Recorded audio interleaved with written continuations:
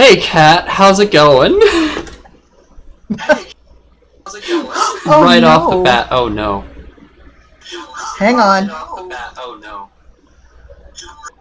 You see, I had told my computer to mute everything, and it said, oh, no.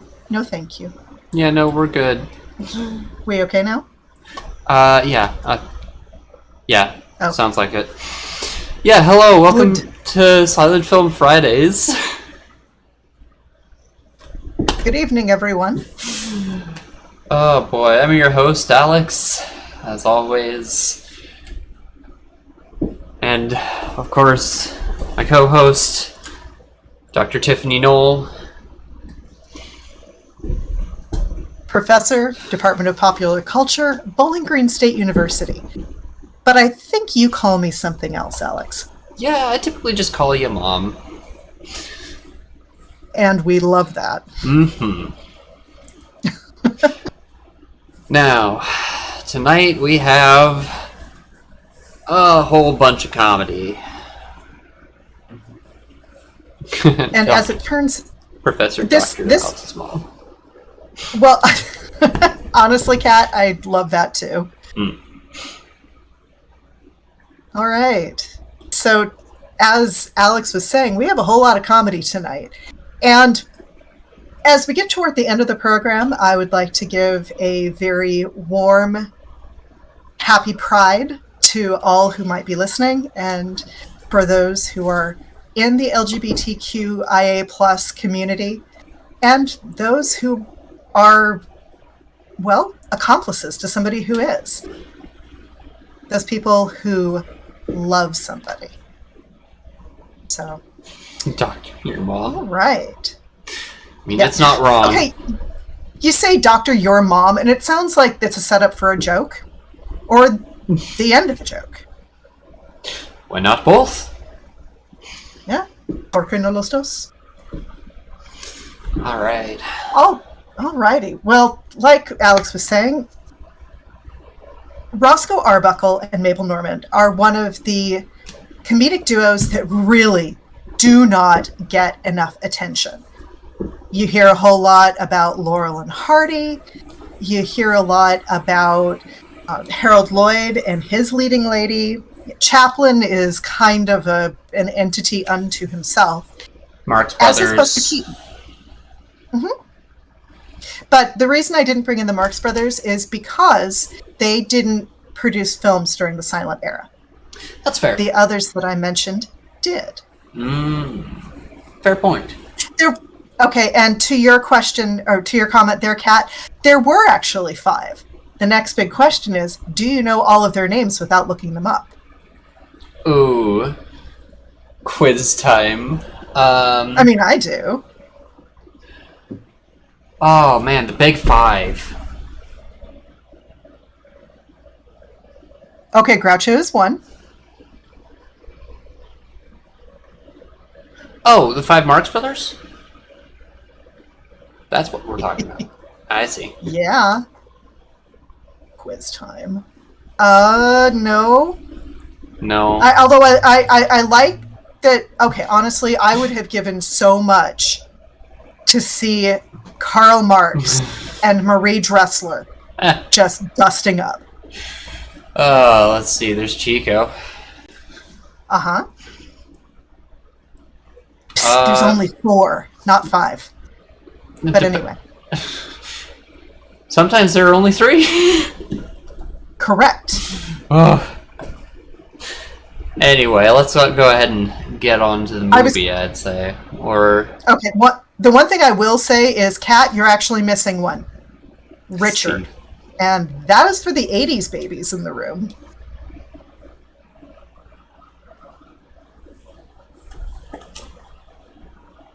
So, Alex, what's that about tonight's movie? Oh, right, Yes. We're starting off with the San Diego exposition, excuse me. Yeah. Oh, and by the way, please forgive the Cyrillic. Unfortunately, this is coming from it's a YouTuber. It's not something to which I can really contribute a whole lot. Oh, and by the way, Steve was not. They were Groucho, Harpo, Chico, Zeppo. Yeah.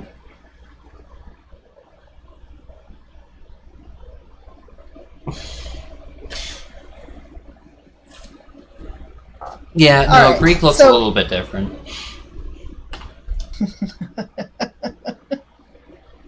All right. Yes.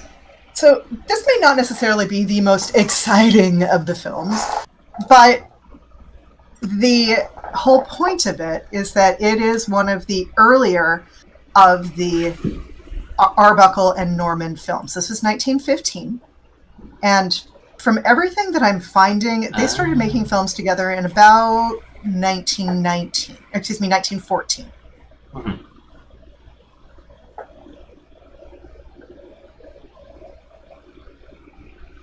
Now, there's one thing I want to get out of the way just right off the bat. Apparently, Roscoe Arbuckle absolutely hated the nickname that the studios and that the fans gave him. Understandably so. Fatty. Like, it's not a very nice nickname. No, and that's part of why anytime his friends would try to tease him about it and use that name, the response that he would give them is, I don't like that very much. My name is Roscoe. Yeah. And so that is why in my notes and in tonight's presentation, I absolutely don't call him Fatty. I refer to him as Roscoe. That's who he was. That's how he wanted to be known. Yeah. Hello, Captain Hammer. Hey! Exactly. You cannot be mean to that sweet boy. Yeah, body count. We don't need that. Oh. Yeah, nope, that's good. Looks like a runaway There's the body piece count. of a rail. Ah, there we go. No, that thing looks like a runaway piece of roller coaster. You never. You bring up a good point, Kat. See how movies are made. So this is the Arbuckle and Norman at the San Diego Exposition. Mm-hmm. Expositions and gatherings of that nature had very quickly become popular, partly because of the 1892-93 Chicago World's Fair, or Columbian Exposition. The whole idea behind an exposition is that it was an opportunity for not only a country to show, hey, this is what we're doing and it's neat and great and all of that, but it is also an opportunity for people who are perhaps inventing new things or companies that just want to show off what they're doing. It gives them an opportunity to do exactly that. Think of the Stark Expo from Iron Man 2. Yeah. Kind of like World's Fair? Yeah. Yeah.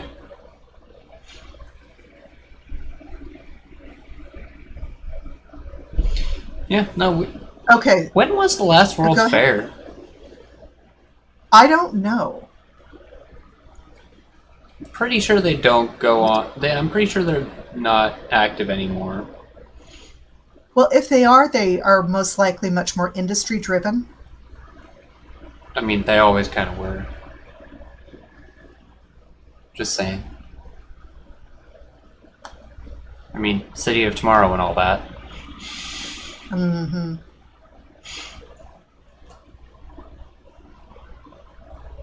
What is that if not born of industry? I'm sorry, say it again? What is that if not born of industry? You were saying. It's kind of interesting to me that the woman that Roscoe there is interacting with, doing his mating dance and all of that, that was actually his wife. Oh, yeah, you bring Her name was point. Minta.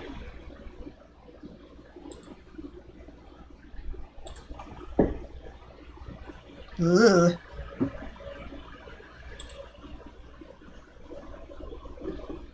So, yes, that was actually his wife, who was a very well-established actor for Keystone and Max Sennett. Okay, so 1915, and we have a demonstration of the hula. Speaking as somebody who's an Americanist, who studies just what we've been up to since, like, the American Civil War, this is uncomfortable. Understandable. Partly because of the corporate interests that led to the dethroning of the last Hawaiian queen. It went from sovereign nation to territory to colony, and, well, now we're a state. Yeah.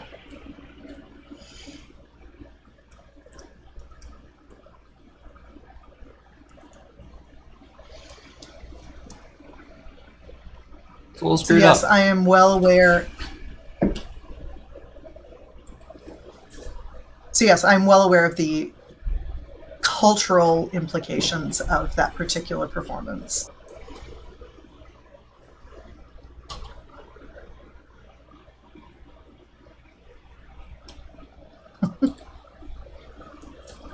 Oh, by the way, Yes. this movie was directed by Roscoe Arbuckle. Just like Mabel Really? Normand there, who was directing her own films about a year or so before Arbuckle started doing so. Mm-hmm. Yeah. After the... Oh dear.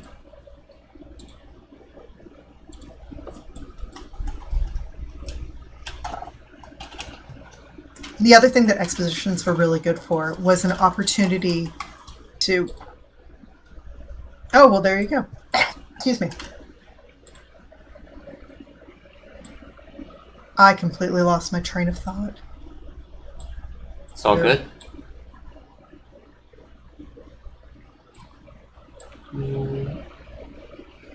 There we go. Oh, that was the point. Oh, hello there. Hello? Honestly, I love my teal mole. It's Oh, yeah. so good. It's great.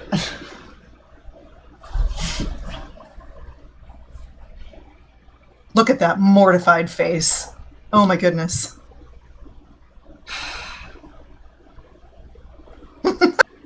So embarrassed, but not so embarrassed that she's not going to look through her fingers. I mean, priorities. Yeah.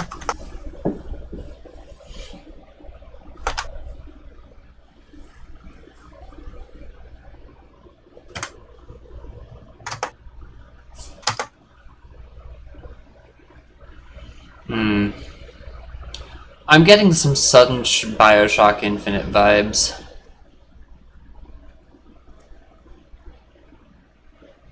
And I don't know how I feel about that. Just from the situation.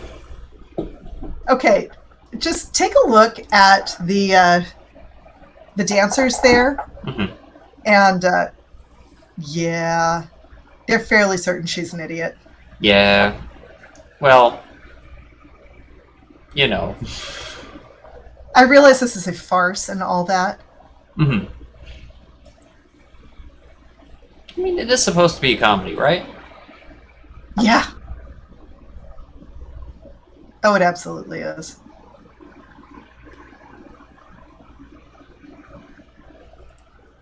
Yeah, you know, saw this thing right over there. Oh, he thinks that's his wife.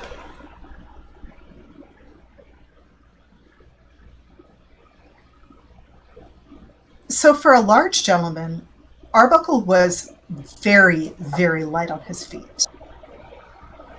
In fact, some of his work, 1917 to 1920, is described as just straight out ballet, because he's that graceful. I mean, he definitely moves fluidly.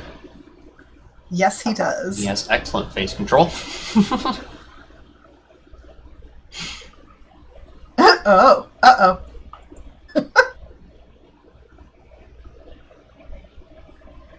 Oh boy.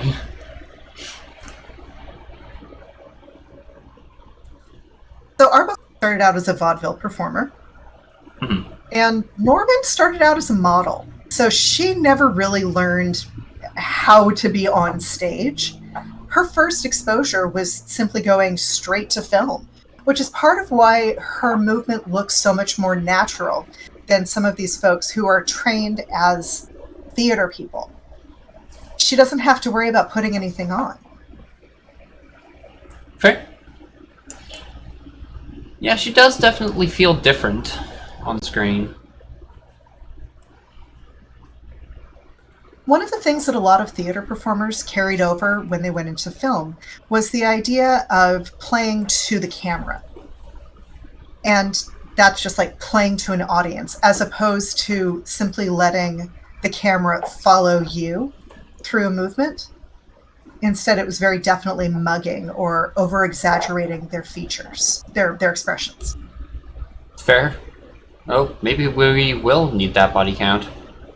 Yeah, maybe.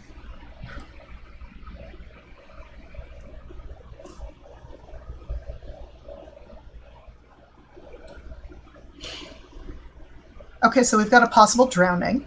Cool. Mm-hmm.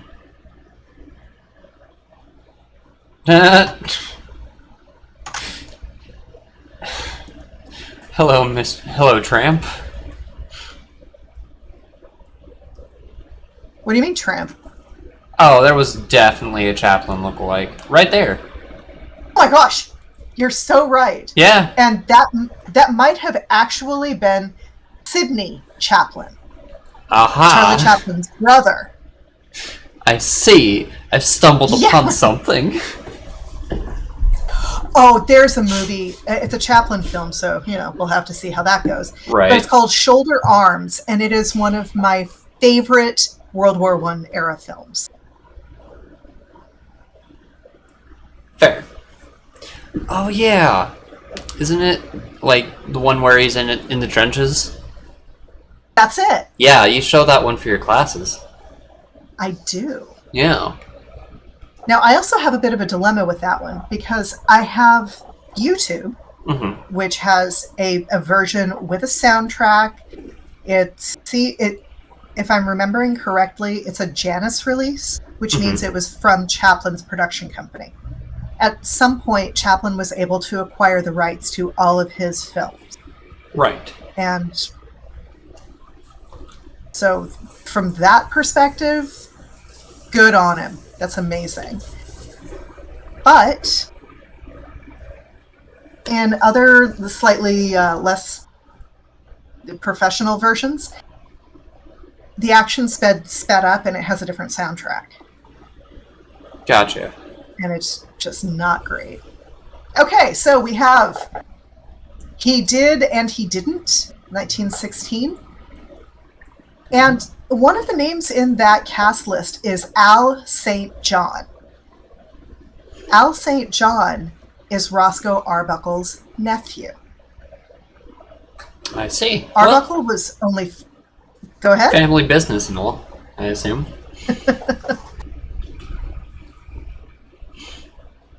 You were saying. Yes, I was. Ooh, yeah. Okay. So, for He Did and He Didn't, this one's described as being a whole lot darker than maybe some of the other comedies. In fact, according to the Wikipedias, it's described as potentially the first dramedy in existence. Oh, really?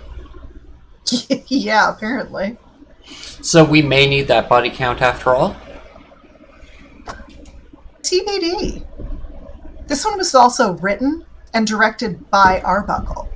So you can definitely see that he's able to start taking control of his professional output. Yeah. Arbuckle Which is and good. Norman starred in... Oh, it is. Oh. These two starred in 17 films together. And frankly, I really don't understand why these folks don't get more positive attention now. I don't know. That is a lovely dress, though. It's also faintly reminiscent of the dress that Clara Bow made in the movie It, when she cut up that dress with scissors. Oh, you're so right. Now, particularly that neckline, the top half, absolutely the Clara Bow dress. Mm-hmm.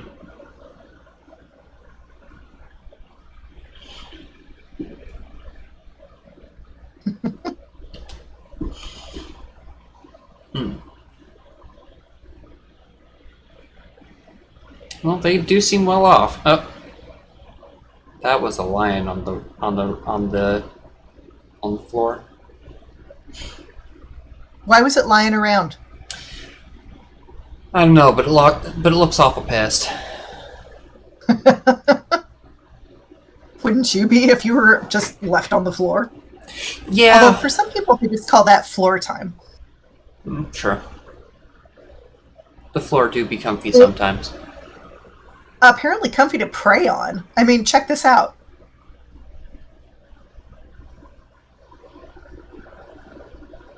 Yeah. I'm not praying, my dude. I'm looking for a collar stud. Okay. Rude. What?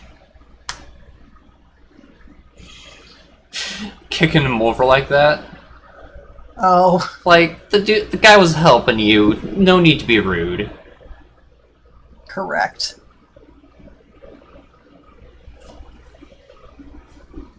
There's a site that I've just discovered called the Progressive Silent Film List, which I clearly need to be paying better attention to. Bookmark that. Yes, please. All right. So apparently the working title on this one was Love and Lobsters. Mm-hmm. And it was shot at the Triangle Studios in Fort Lee, New Jersey. I was just in Fort Lee at the Palisades where a lot of the exterior kind of like action shots were being filmed. Mm-hmm. And I can guarantee it is beautiful up there. I understand completely why studios looked at that particular location and said, yep, that's it. I mean, fair.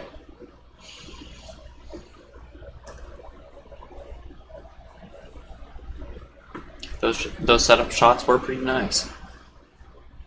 Okay, I'm just looking through the keywords according to the Progressive Silent Film List on this one. Mm-hmm. I'm seeing domestics, butlers, maids, dreams, jealousy, law enforcement, police, policemen, lobster, transportation, automobiles, weapons, guns. Lobster.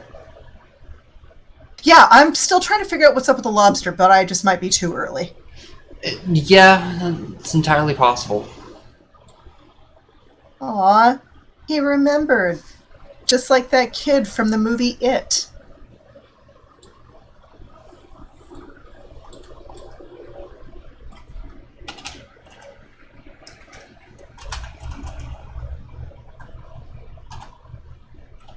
Oh.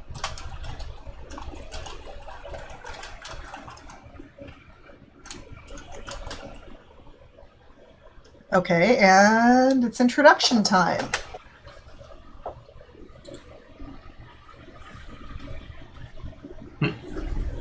Was it me or did that handshake go on for an uncomfortably long period of time? A little bit. Just like a second.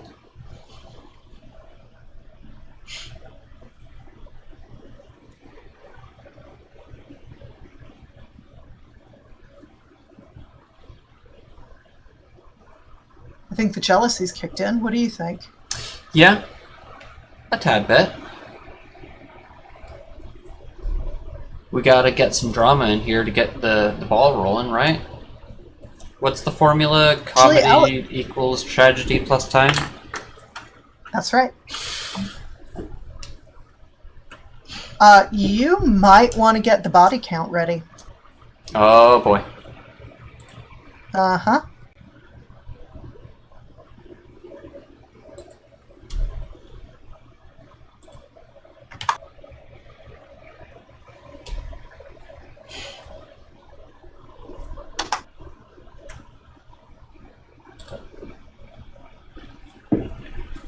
Well, I got my finger poised and ready on the button.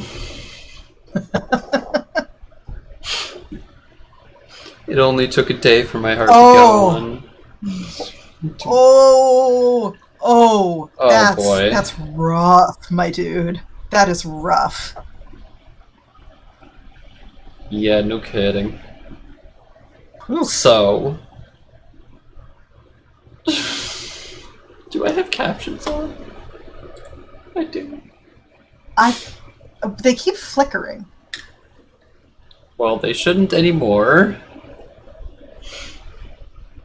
Good.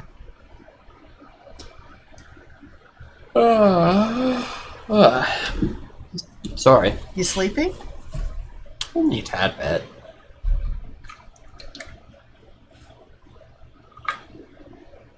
It's okay. I'll be fine to get through all this. Okay, kitchen set. This is a kitchen set that we see a lot when it comes to Arbuckle films. I don't know if that's anything to do with his background in theater or just what. Oh. But look, everybody gets a pet. Yeah, a whole bug beetle. I'm sorry, a whole what now? You know the beetles from Emperor's New Groove that they get served at the restaurant? Uh-huh. Yeah. Okay. It's totally what they look like. I thought you were going to go with roaches of the sea. But, that works too. Fair. I mean, that would make more sense, however. No. I like yours better.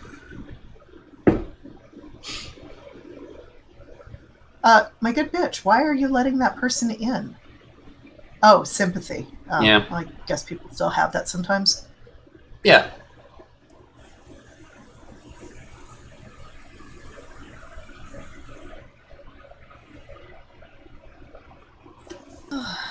Dude, it can't hurt you. It's already deboned. It's a boneless lion.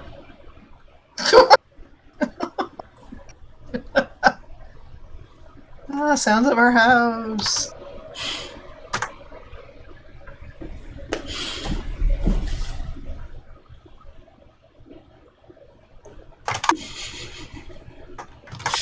Oh boy, just... Guys.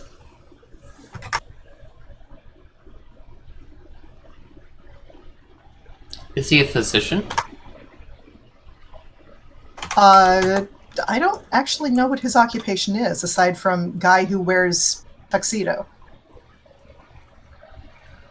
Exorbitantly rich dude? Eh. Okay.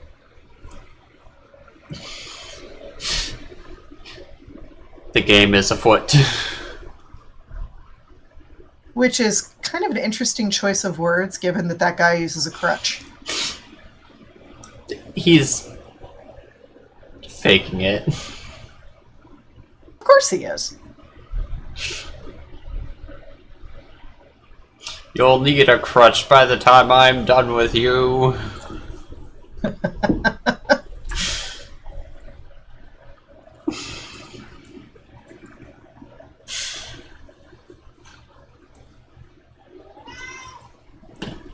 Morale. Head long. Yeah. Oh, do I hear a Herbie? Yeah. That's a boy. Oh, How many times do I have to say it? Boundaries. Also, maybe you don't need everybody crawling under the table unless you're totally planning on having dinner on the floor? Fair. Just kind of thinking out loud here. Yeah. Oh my goodness. In that particular shot, he reminded me of Wallace Beery in the film Dinner at 8. Oh. Unfortunately, that one was released.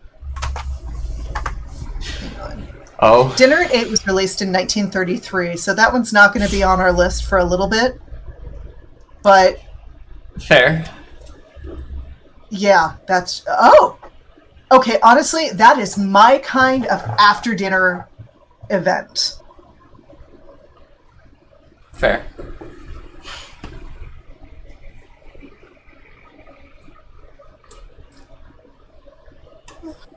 Excuse me.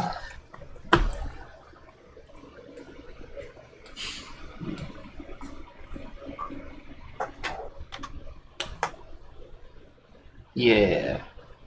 I like it.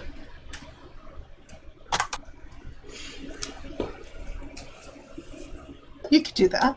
I haven't done a good blanket fort in a long time.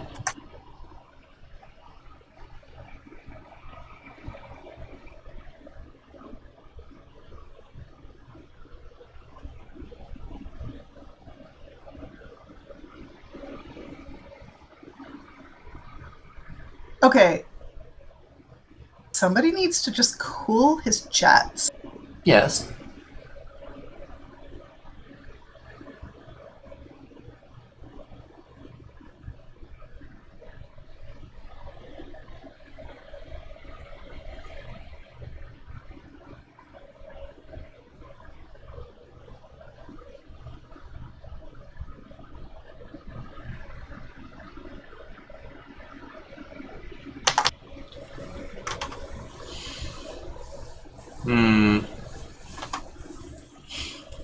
You hate to see it. Do you, though? Oh, wait, he's busy stealing things? No, an unexpected call, it said. Ah. Mm-hmm. Come at once. 26 Burton Road. So it's more of a, we're going to case the joint, and therefore...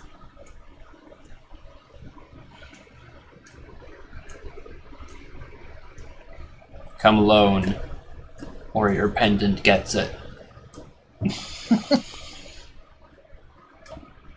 Oh, she let all the curls down. Look at that.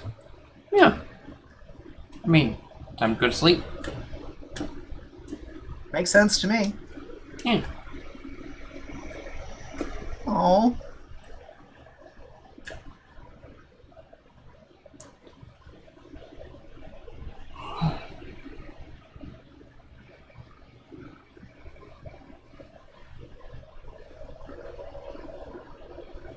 All right.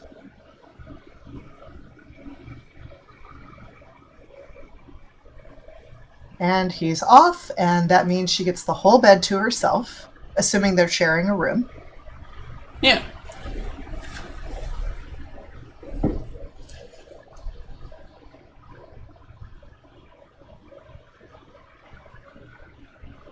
I am so sorry. I thought that cup of coffee I had before would be okay. But no. Is it putting you to sleep?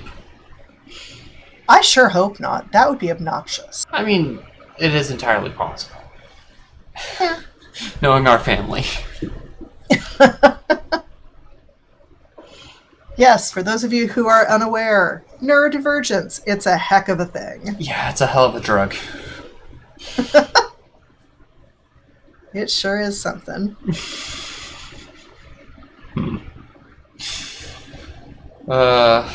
Yeah. That's fair. Okay, at this point, Mabel, honey, what's going on? Yeah.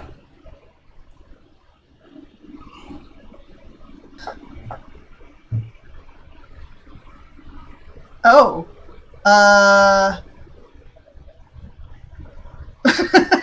Confusion. I feel like that needs to be a GIF.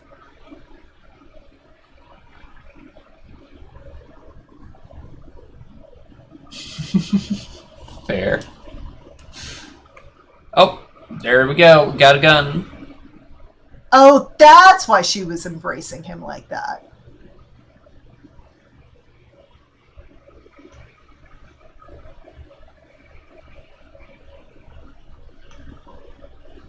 He totally was casing up the joint.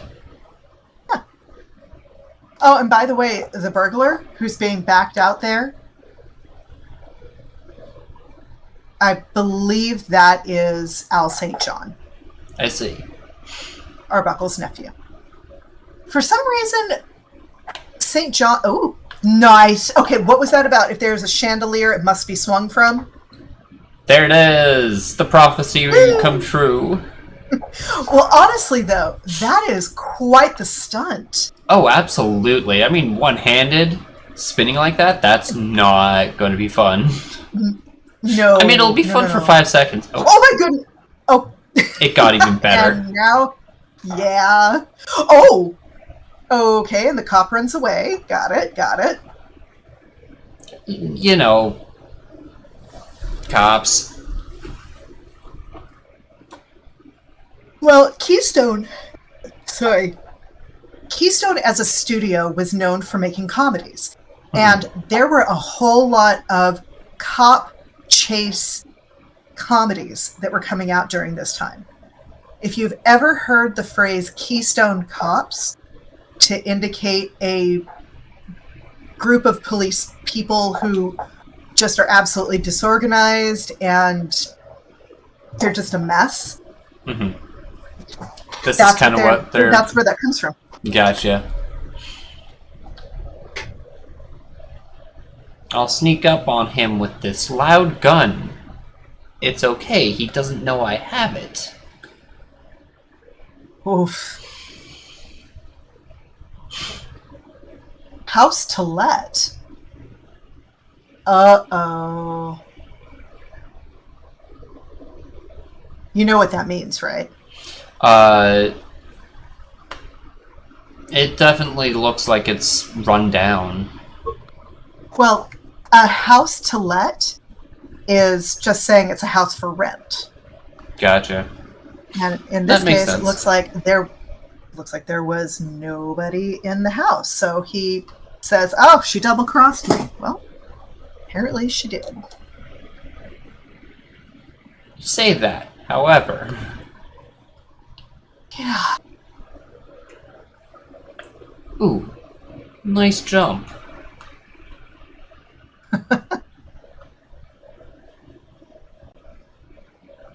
Can he do it again? Oh. Okay, he just got shot in the butt.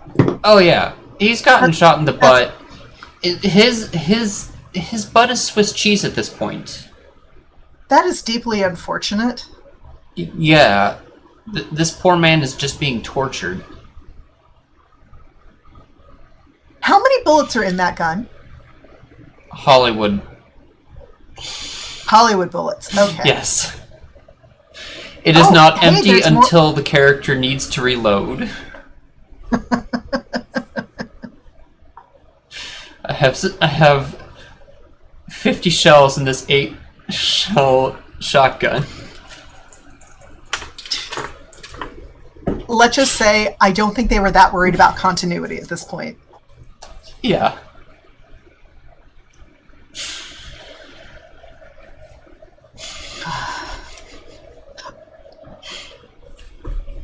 Whoa. Okay. That's usually that's the reverse of what we usually see.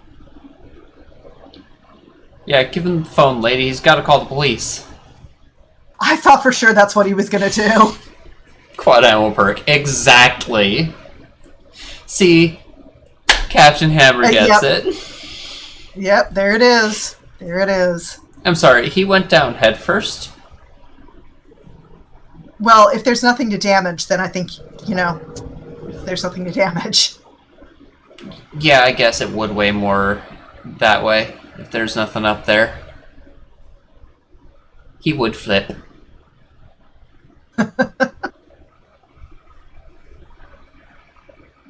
Oh. Whoa, okay.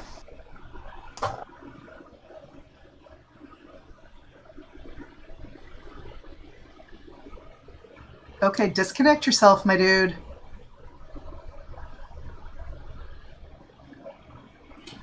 I knew it! Murder! Uh-oh.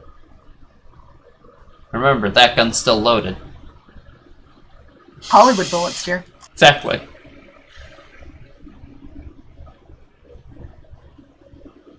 Arbuckle and Norman remained friends Oh, no. and close colleagues for a very long time. But unfortunately, sometimes, well, in the 1920s at least, that backfired most significantly. And I'll explain more about that in a minute. I mean, it happens. Not quite like this. Okay, honestly, I could totally see him as a serious actor. And that tells me he had the potential for it. I don't know. With how much history tends to repeat itself. Like... Oh, there's separate beds. Yes. Oh. Okay, that is just a magic window. Or a magic leaf pile. One of the two. Ah, bad dream. It's fine. What? Oh. Oh! Body count. Body count! You weren't expecting it on comedy night. But it happened. He's very calm after having murdered his wife. Well, you say that, but his fists are still balled.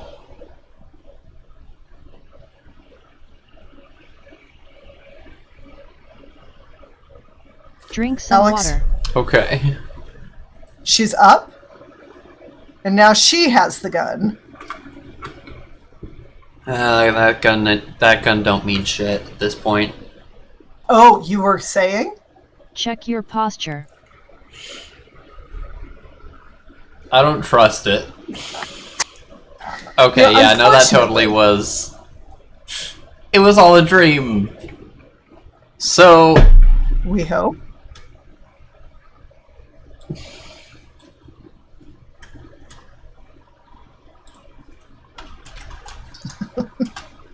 Meanwhile, he's just There we like, go. no, I'm out. Bye.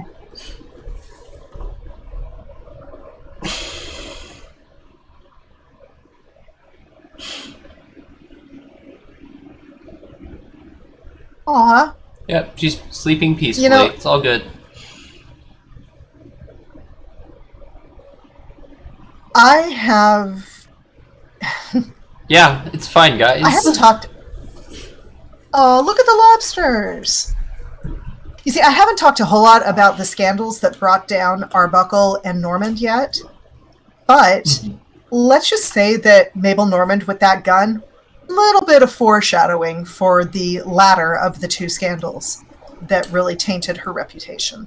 Oh, boy. You got it. Yeah, we're gonna shake and make up. Now move. Bye.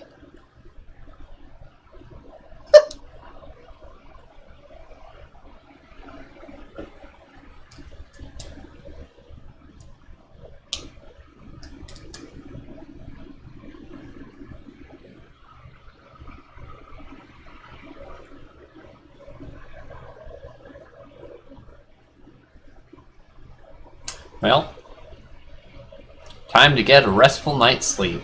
The end. Alright.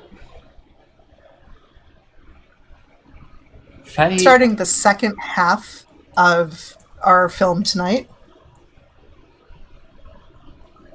And this is a movie with 100% more dog. Oh, sweet. We love more dog in our film.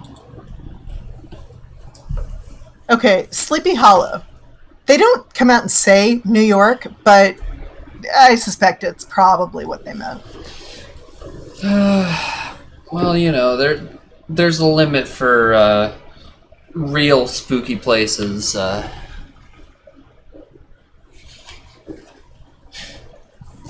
Just, you know.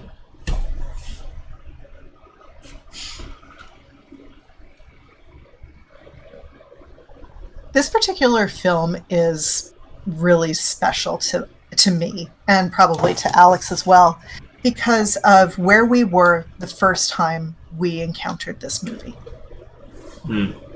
We've talked about Dr. Jan Wall on this stream before, and it was in his basement on a projector, or via projector, that we got to see this particular film for the first time.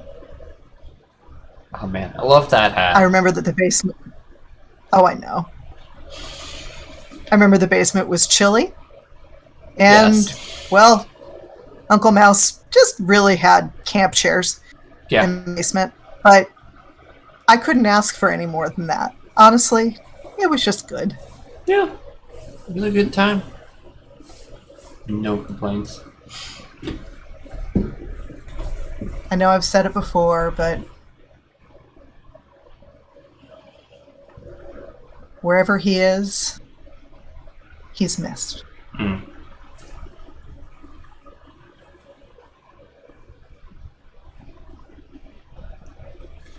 That's a really, really bad idea.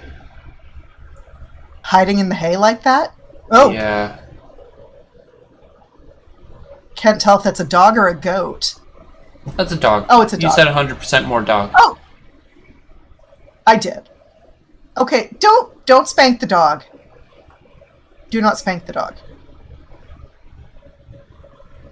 He seems to be slapstick. It's the only excuse. Miss Buddha. Oh, we also have 100% more cow. Hell yeah. Cow. Hey, baby cow. It's veal. Possibly named Irving. All right, once again we have Al St. John as the villain of the piece. And again, I'm trying to figure out why Arbuckle's nephew kept showing up as a potential romantic rival in these movies. It seems very silly. Oh, please don't try to milk that horse. Oh, that's not how that works. Yeah, wrong hardware. Most certainly. Well, Rip milk. Sir, no. Oh, no. Ma'am, no. It is distinctly possible that this is... Oh dear. I was going to say, it's distinctly possible that that's one of those things that, like, helps your immune system, but I am not informed about that.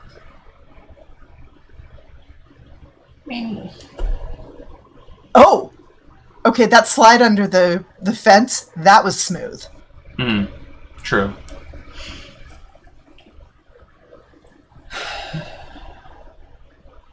I know that milk is usually purified and pasteurized before it reaches store shelves. I'm not sure what all is necessary in that process, though, in order to make it actually consumable. Heating it up to a very high temperature, high enough to kill off any microbial activity that might be happening. Well, yeah, that's fair. Okay, that's impressive. Okay.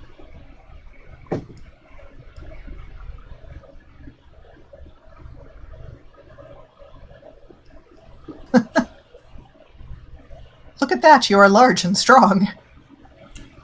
I mean, he does seem to work on a farm. You showed her the peach.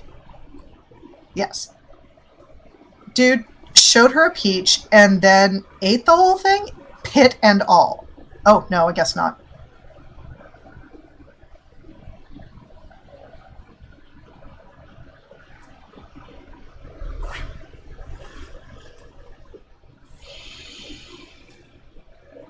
Mabel Normand starred in 23 features. As of 1982, there were 4 of them in existence, but since that time, things might have changed.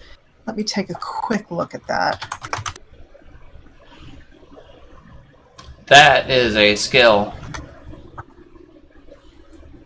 I'm dubious as to whether or not the tire has proper pressure, but that is... Did he have... He just blew up a tire with his breath. Great. Well, you know. Our man Arbuckle. So in addition to starring in 23 features, of which one of her best known is Mickey, which her own film studio produced, there were also 167 film shorts. And in these film shorts, she did everything from throwing the first cream pie. Apparently, Roscoe Arbuckle was the target. She was well known for doing her own stunts. If there was a male actor who kicked her, she would kick him right back. She had no trouble giving as good as she got. In fact, John Lars, who wrote a review of a biography of her in the New York Times, John Lars described Mabel Normand as the first I don't care girl. Her screen persona was sexy tomboy. And yeah, although I don't have a source for this cream pie thing, I sure want to believe that it's real. Additionally, we can go looking for it. I've tried. Yeah? Yeah. No luck? Because all we can... Not really, no. Hmm. In fact, if I go to... Oh, goodness, where is it?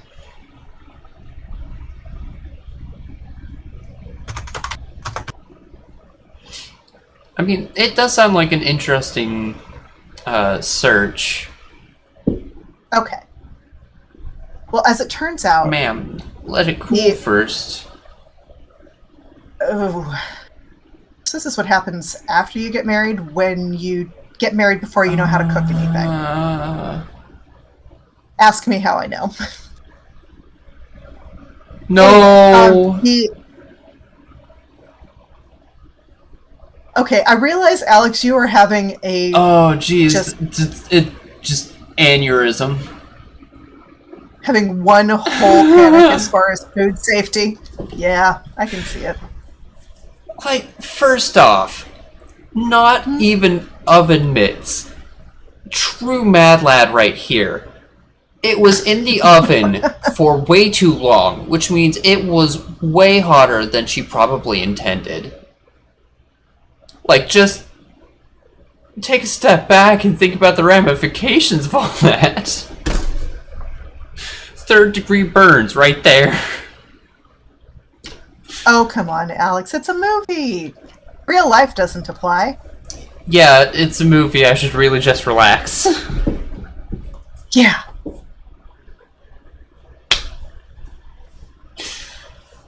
Alright.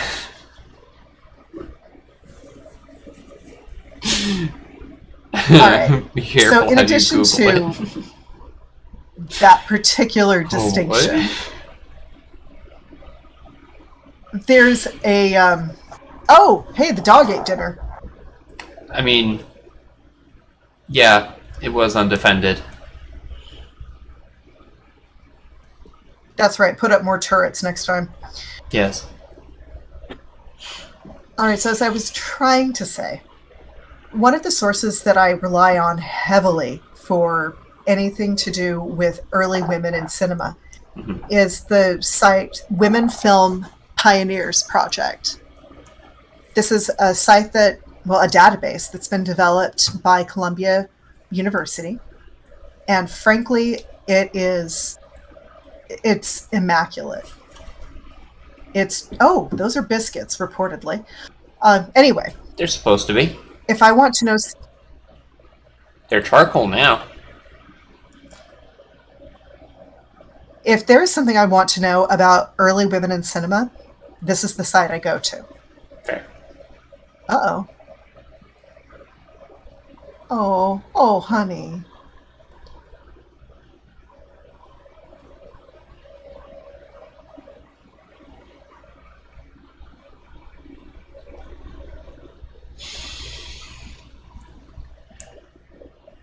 Yeah, we just had to, give it a real good whack. We had to break the crust. It's like hardtack. Yeah. Just dip it in some coffee. It'll be fine.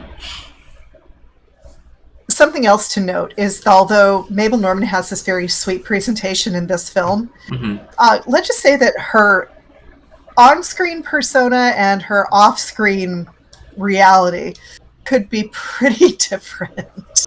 I mean, yeah. Well, Good actors and all that. This is another situation where I don't have a source. This could simply be Apocrypha, but based on what we know of Mabel Normand, it fits. Apparently, while answering an interview question about her hobbies, she reportedly said, I don't know, say anything you like, but don't say I love to work. That sounds like Mary Pickford, that prissy bitch. Just say I like to pinch babies and twist their legs and get drunk. Yeah. In addition to that, it should be noted that she and Mary Pickford were reportedly good friends. Okay, that's even better. So I know, right? Right. She absolutely owned the tomboy persona. Whether it was as a sexy tomboy or whether it was a tomboy who was actively working to overcome social adversity, she definitely had that locked down. She was somebody that you wanted to laugh with. She wasn't as frail and virginal as Lillian Gish. She wasn't little Mary with the curls. She was something else altogether. And frankly, I just really enjoy that about her. Fair. In fact, she was so popular for her film Mickey, which was released in 1918, that we have an instance of a songwriter writing a song and dedicating it specifically to that film. I have several extant copies of the song Mickey, which was dedicated to Mabel Normand and her performance in that film. And the cover art, it's Mabel Normand.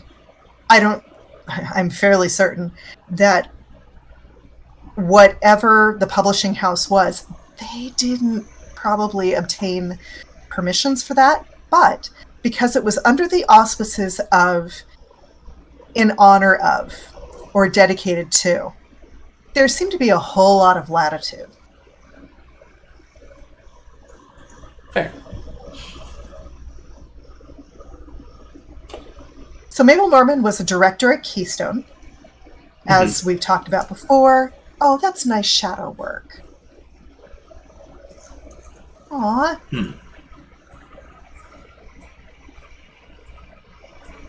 So she taught Charlie Chaplin some of his earliest lessons on directing. And she was so proud of her accomplishment as a director that she listed her occupation as director in the 1914 Los Angeles telephone directory. In 1913 and 1915, she listed her occupation as actress.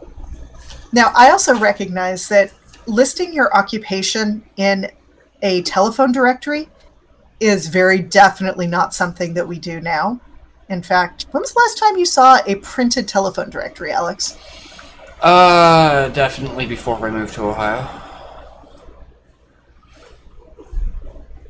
Okay, and this is just demonstrating how tough this guy is. I mean, that's gasoline. Yeah. Sir? Well, he was smoking dynamite and drinking gasoline. This man will be dead in 3 years.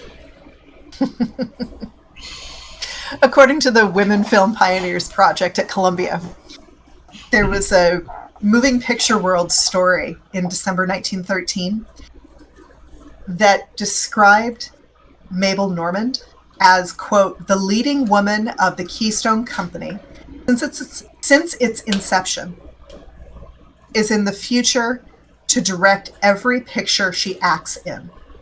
This will undoubtedly make Keystone more popular than ever, and this will give Miss Normand the opportunity of injecting some of her comedy, which she has never had the opportunity to put over before. So, well, 1913 was when she made her directing debut. Oh, fair. So that makes sense. Yeah. But to get that kind of a glowing comment, Yeah. It's good. And did she direct every film after that? I'm still trying to track that down. But it wasn't just that she was a director. She had a number of jobs in Hollywood. Co-director, comedian, director. Uh-huh.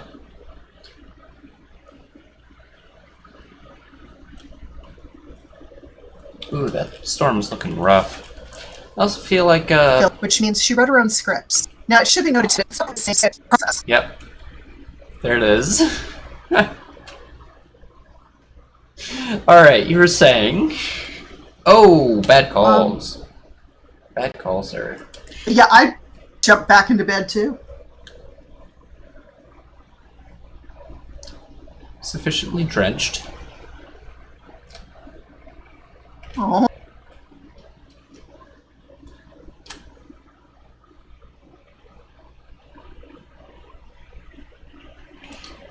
Good thing the dog's not out there. No kidding. I like the lighthouse animation, though.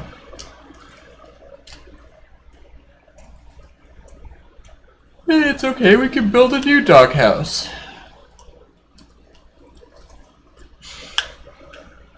So for a brief period of time, she was the head of the Mabel Normand Feature Film Company. Unfortunately, didn't last for very long, and they only released one feature film. But it's still notable. By 1916, Hollywood magazines were complaining that there were too many women who owned studios in Hollywood. Owned, operated, produced. It was all too much. It was fine if you were Mary Pickford, or apparently Mabel Normand. But the same could not be said for every other woman there. Rude. Also, these guys are being rude as well. Oh, they're being horrible. Yes.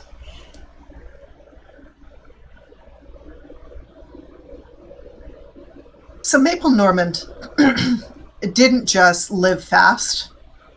She lived very fast. And frankly, a lot of that had to do with the cocaine. Unfortunately, she became addicted to cocaine. And she also had recurrent tuberculosis. So between those things going on, let's just say she was starting to have some performance issues by the early 1920s. Understandable. She would show up late to whatever was to whatever project she was assigned. She would not know her lines. She was just really not doing well. And I am quite certain that what was going on with Roscoe Arbuckle at the time was not helping her situation or her frame of mind. Fair. Oh, and just for the record, Normand wasn't the only one who had a film studio. From 1917 to 1920, Arbuckle was co-head of the Comedic Film Corp, partnered with Joseph M. Schenck for that. Gotcha. Whew. Well, unfortunately, and this might be just good timing, well, maybe not for these two, but unfortunately, 1920 really marked when these two saw their careers just start to disintegrate. For Arbuckle, it was because of a party. And then... Yeah, I think I know what party you're talking about. Yeah. Yeah, So his career was never able to recover after that. So between a party and an unsolved murder and another shooting, Arbuckle and Normand had plenty of trauma in common. Yeah. Great comedic partners, but unfortunately their careers were intertwined enough that when Arbuckle's films were essentially banned from being shown at all,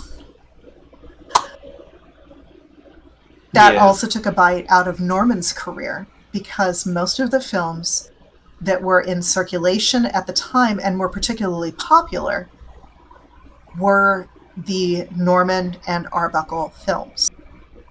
So I know I've kind of been dancing around the whole tragedy situation, but... Yeah, a little bit. Well, to briefly sum it up, in 1921, there was a party at a hotel in San Francisco. And at this party, a young woman by the name of Virginia Rappe, apparently she added the E to her last name, Rapp, R-A-P-P, because she thought it would make her sound more fancy. But... Why not? Yeah, you know.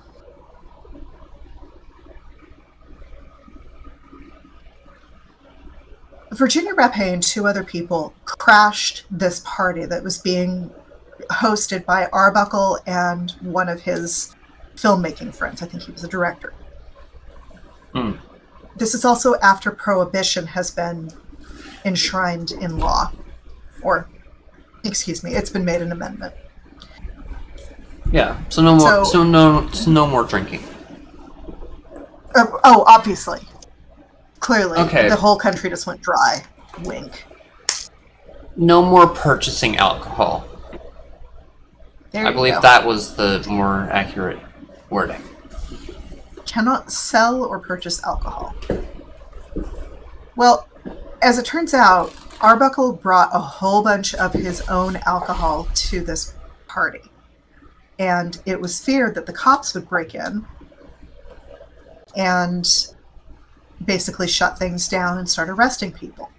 So there was at least a situational awareness that was a risk. But Virginia Rappe was she wanted to be a starlet. And one of the ways to be discovered was to attend parties like this. So you could start making friends. Yeah, mingling. Unfortunately for Virginia,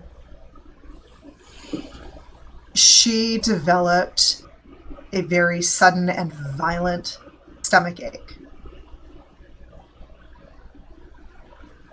And there's been a fair amount of speculation as far as just how that happened. Because frankly, she was officially diagnosed as having died due to peritonitis from a ruptured bladder. Okay. The accusation that was originally made against Roscoe Arbuckle was that he had sexually assaulted her, and that due to the size differential between the two of them, that he's the one who who led to the ruptured bladder. Gotcha. Arbuckle was tried 3 times for this. The first 2 times ended in deadlocked juries. The 3rd time, he was acquitted. Unfortunately, Adolf Zukor, the head of Paramount Pictures, and we've got Paramount Distribution here. Hey! Yeah. Yeah. Unfortunately, Adolf Zukor of Paramount went to Will Hayes of the Studio Relations Committee and said, keep all of his films off of the screen. All of them. Hayes lifted the ban after a year, but by that point, the damage was done. Yeah. So it is unfortunate, but he worked sporadically for about a decade after that case was resolved. And most notably, on 2 occasions, he worked with Buster Keaton, who was one of his friends. In fact, there are some folks who argue, maybe not argue, who say that Arbuckle is the reason that we have Buster Keaton in film. Okay. Now, Arbuckle found him performing. Arbuckle found him performing on a vaudeville stage and said, hey, you should come over to this studio where I'm making movies. I think you could do really well. And what do you know? Arbuckle knew talent when he saw it. Okay.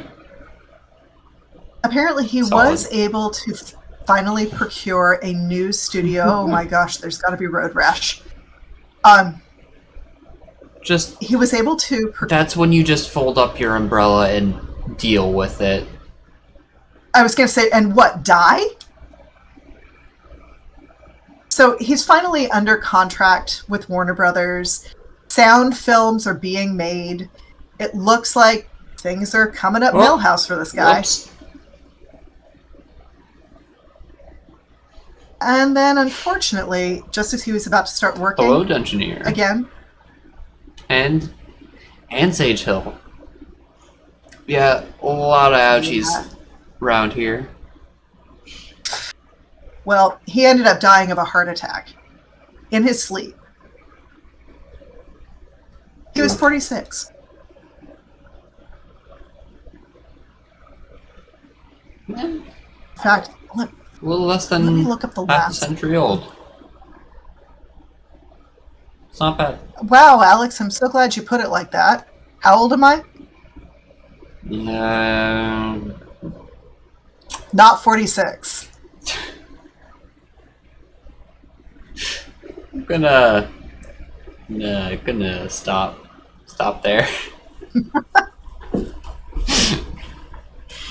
According to the Wikipedia, for a little while, Arbuckle was able to work as a director under a pseudonym. Apparently, he chose part of his father's name as that pseudonym, William Goodrich. Fair.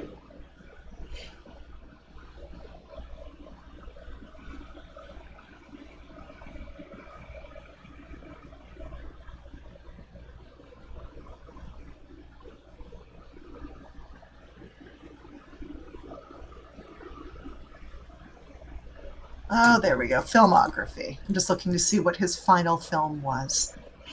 Fair. That's a monkey grinder. Yes. What the heck? No, organ grinder. Not a monkey grinder. Oh, jeez. That would be something very different. Anybody up for some sausage? Okay, Alex, you do that. We're going to have to show the Peanuts Yes, for experimental all of your monkey animation. grindings.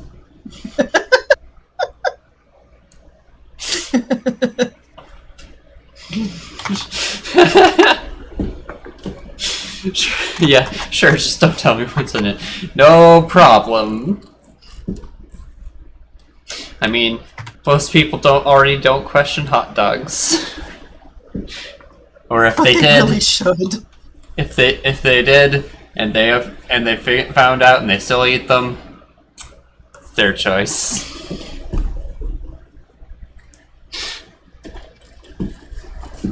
Where do you live? Good question.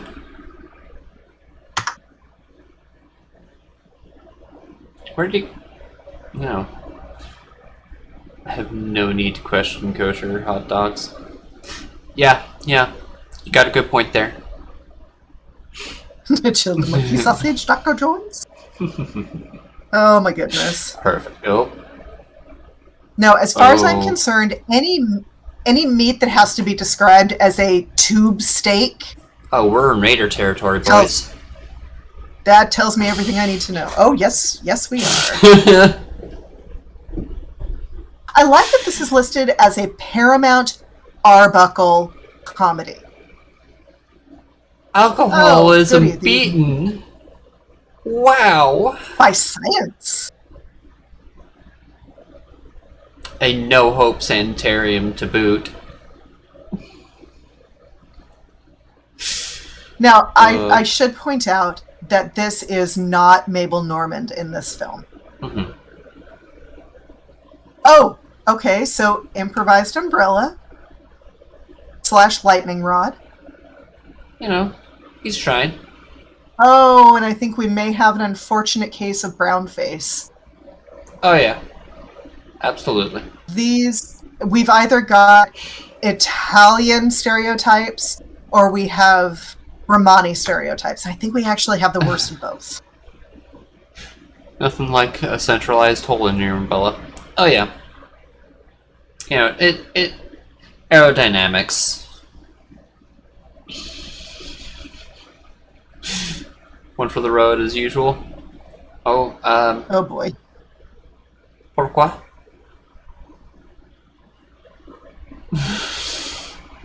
So as far as the two scandals that Mabel Normand was directly implicated in.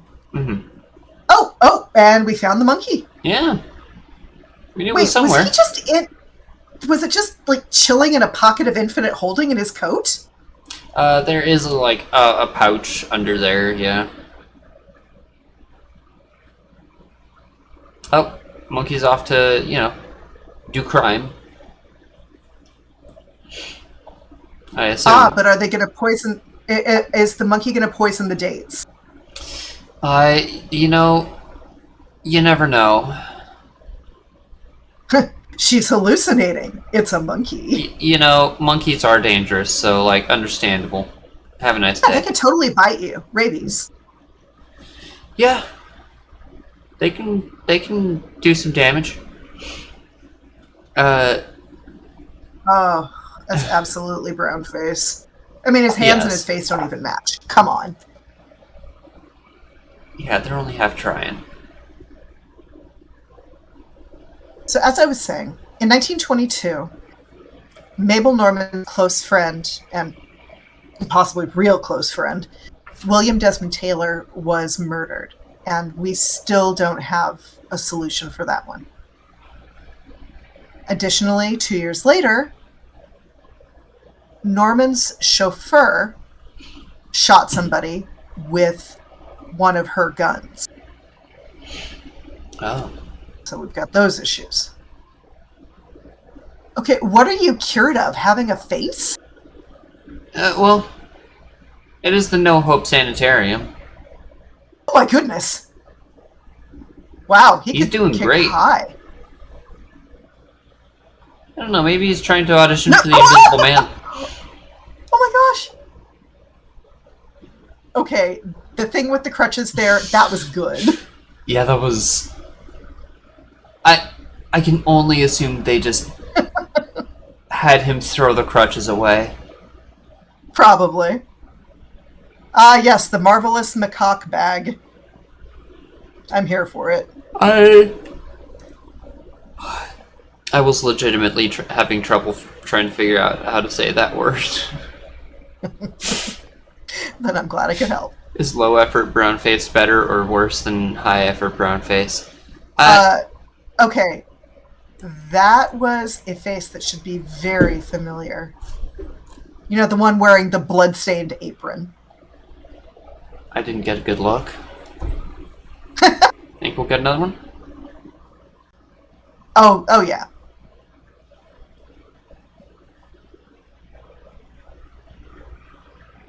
Okay, not his wife. Oh yeah, it is.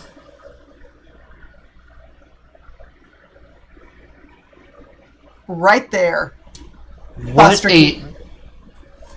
what a silhouette. He has a very distinct face shape. Oh yeah. And frankly, one of the films I'm really looking forward to watching is Sherlock Holmes Jr. I think you're going to enjoy that one a lot. Most likely. Also, I loved the bit with the saw on the leg. I don't know what it was a joke of, but it was very good. I also really liked you had the three who were all walking the same direction, and then all of a sudden, well, two walk on, and Arbuckle's just like, and I'm going to check out now, bye-bye. I mean, he did check into a sanitarium, reportedly. He was checked in to a sanitarium.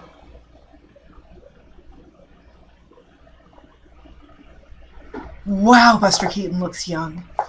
This is also 1918, so that would definitely explain it.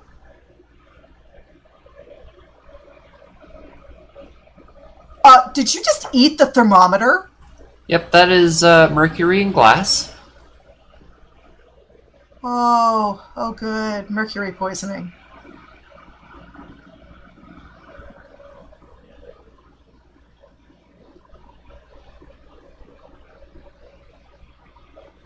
He I'm reminded a does little not bit want to live. Well, if he's going through this, I mean, honestly, would you? Good point. Guys, why? They're about to have a visit from the Ether Bunny. My favorite. Correct, Dungeoneer. Oh. Sage Hill. Oh, I love it. Thank you. Okay, they're just holding a mask over his face and dumping ether on it.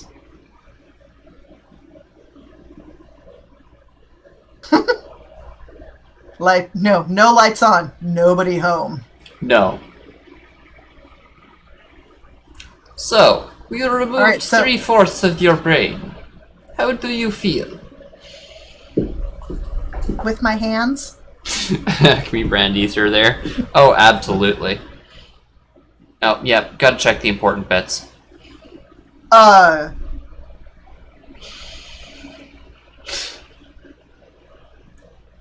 was impressive. Yeah, just that stretch in. Yeah, that was a heck of an entrance. Oh, yeah. I'm not crazy. Help me get out of here.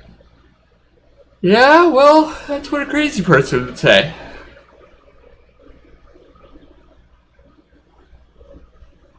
My good dude, you don't even have pants. Do you need pants to go on an adventure? What was wrong with that bed? It had wheels. Did we just see the first race car bed in existence? Quite possibly.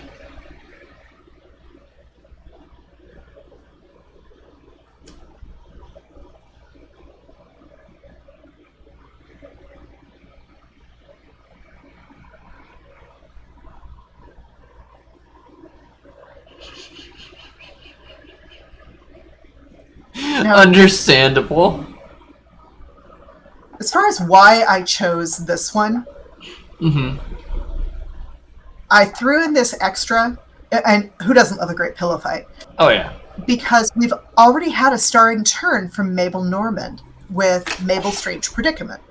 So I thought it would be good to give Arbuckle equal billing, equal time. Fair. I feel that in a lot of ways, very important. Do go on, though. in a lot of ways, Arbuckle helped to set the standard. Oh my gosh, she was used as a blunt object. Whoop. I would not have thought to use her as a melee weapon, but okay, that works. Arbuckle helped to set the kind of expectation when it came to larger comedians. So other folks like Oliver Hardy, or he just yeeted himself into that pool. Yeah, it's a living. So between Oliver Hardy and W.C. Fields and other actors of that particular stature, if you think about it in modern terms, John Candy and Chris Farley are others who have also used their physicality to help generate their comedy. Given that we're dealing with what is a fat body, and basically comedy is doing a whole lot of work, okay, that's a familiar gag. We'll get there in a second.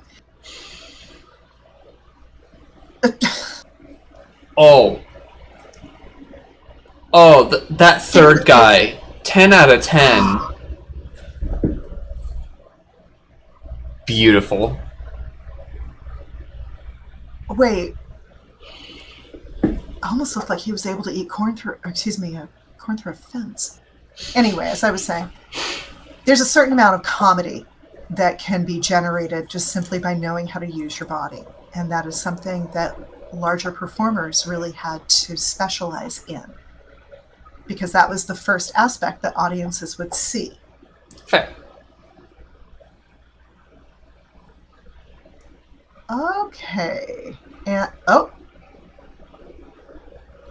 it really is the first race car bed. Yeah. You nailed it, Kat. Wow, money. Tell me whether you're as crazy as you seem. Buster Keaton. Very attractive young man. Okay. And this is kind of what I've been waiting for this evening.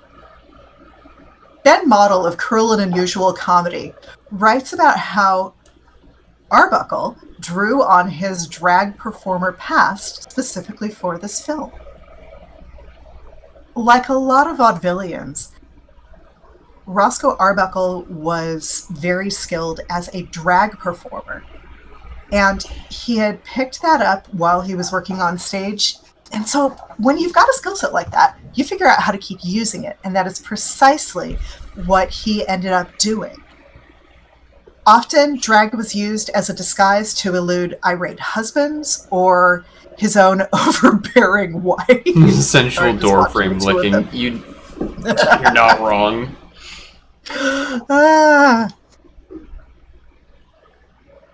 So there were other films, though, like Miss Fatty's Seaside Lovers from 1915, where he plays an actual female character and ends up giving Marie Dressler and Myrta Sterling a run for their money as their competition. In addition to his drag routine, Arbuckle also recycled a number of gags, including one with a garden hose that we just saw. Not only is that from an earlier Keystone film, but it also is one of the first comedy bits that was captured on film by Auguste and Louis Lumière in France. Those names ring a bell. They should. Oh, and by the way, if anybody's curious, I do actually keep a list of my sources for this material. I firmly believe in giving credit where credit is due. Oh, absolutely.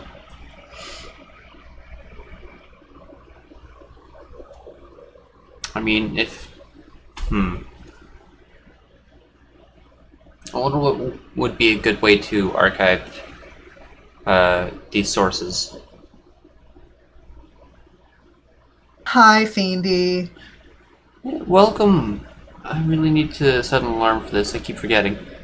Oh, it's no worry. We still have another entry for tonight. No, we don't. We don't? This is the last one? This is it. This is... Oh. This is the fourth thing we've watched. Oh no, I'm so sorry. Next time, Fiendy, we'll have to figure out... If I have to send you a direct message, I'll do it. Yeah. You could make a channel with limited posting permissions. That's not a bad idea. Absolutely. An excellent idea. Thank you. We'll do that right after the stream. Actually, could you maybe give me, like... I can make the channel evening so I can make sure that everything is as it needs to be. I can make the channel and you can post in it at any time. Okay. Like I can just make the channel so that you can. That I feel better about. Yeah. It was also let's see, understandable. Fiendy, I was also taking that before the stream. Thankfully, I was on call with Alex. Yeah. I started doing my French while Kat started laying down. Are you working French again, Alex? I started working on it again today. Nice. Yeah.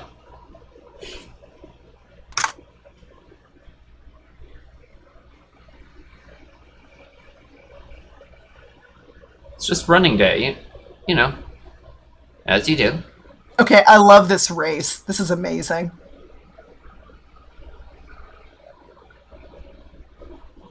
Buster, buddy, what are you doing? Yeah. Leg Never day. skip leg day. Nope.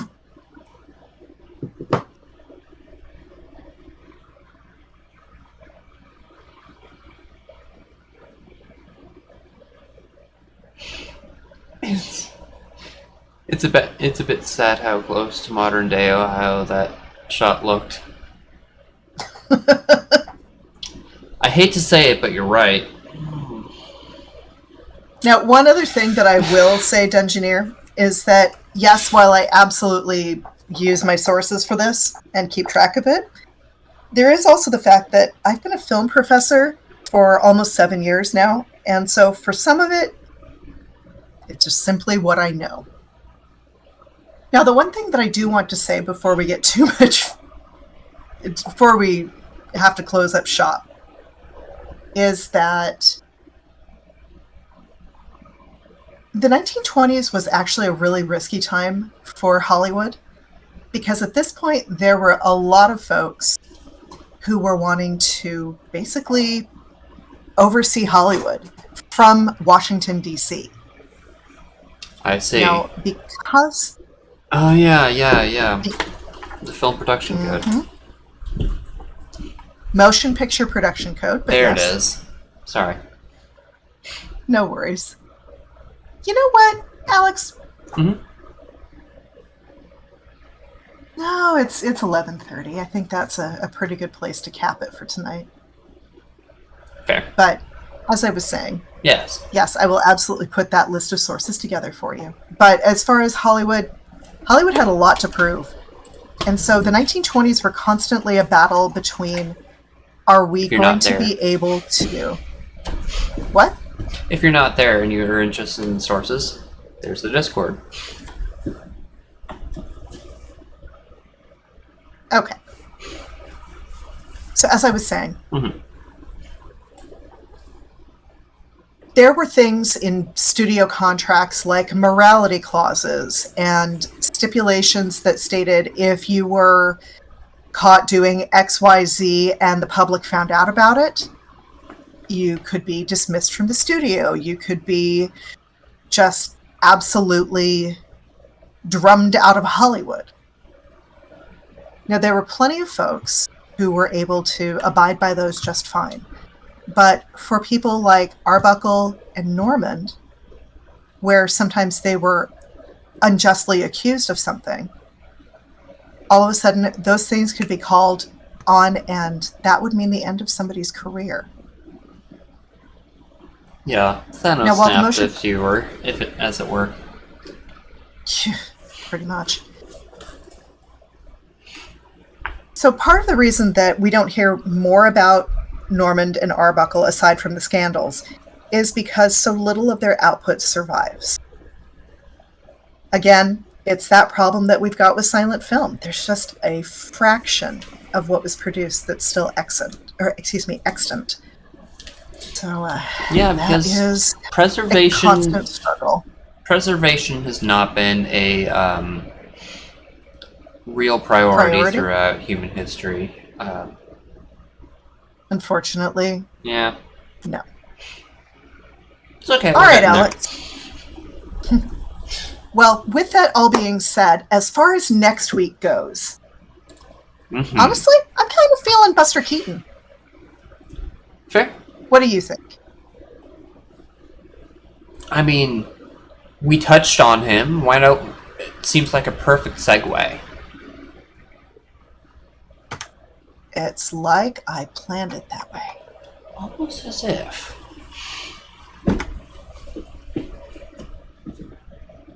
All right. Well, with that, let me just say, since we've got Buster Keaton, let's stick with it.